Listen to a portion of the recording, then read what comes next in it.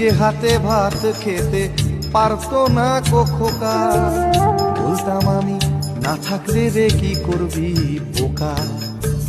ঠোঁট ফুলিয়ে কাঁদতো খোকা আমার কথা শুনে। খোকা বোধহয় আর কাঁদে না, নেই বুঝি আর মনে। ছোটবেলায় স্বপ্ন দেখে উঠতো খোকা কেঁদে, দুহাত দিয়ে বুকের কাছে রেখে দিতাম বেঁধে। দুহাত আজও খোঁজে, ভুলে যায় যে একদম। আমার ঠিকানা এখন বৃদ্ধাশ্রম।